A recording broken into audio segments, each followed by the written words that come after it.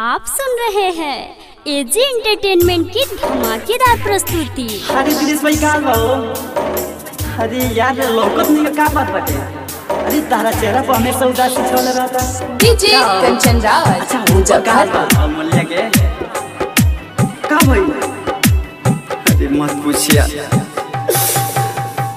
कैसे बता यार के पूछत हाल जान के ओ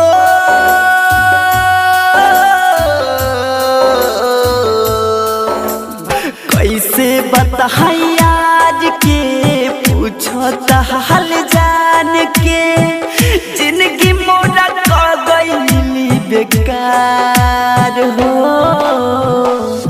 दर्द सुनाई कैसे यार छोड़ के चल गई हमके ससुराल हो यार दर्द सुनाई कैसे यार छोड़ के चल गई हमके ससुराल।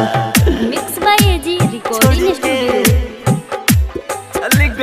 डीजे कंचन राज मुजफ्फरपुर छोड़ के ससुराल के सौदाई हमसे कैली बेवफाई बचपन के प्यार पल में गईली भुलाई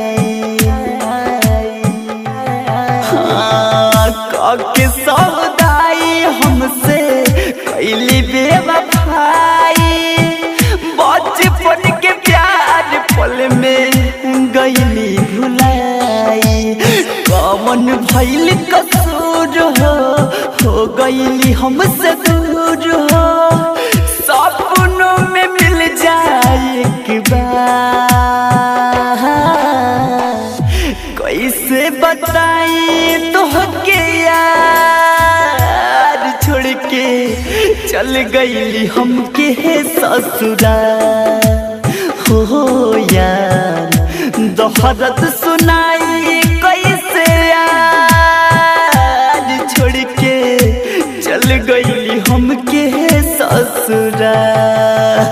आप सुन रहे हैं एजी एंटरटेनमेंट की धमाकेदार प्रस्तुति। डीजे कंचन राज मुजफ्फरपुर छोड़ के दिन सजशीला के बिगड़ल नसीब रे जेकरा के चाहनी बरलस दिलवा में तीर रे दिन सजशीला के बिगड़ल नसीब रे जेकरा के चाहनी मरलस दिलवा में तीर रे जियत जनाजा सजवलू हो हवा में जाम धरवलू हो प्रेमी धरमेंद्र बाबिना कैसे बताई तोहके यार छोड़ के चल गईली हमके ससुराल हो यार दर्द सुनाई कैसे यार छोड़ के चल गईली हमके ससुराल।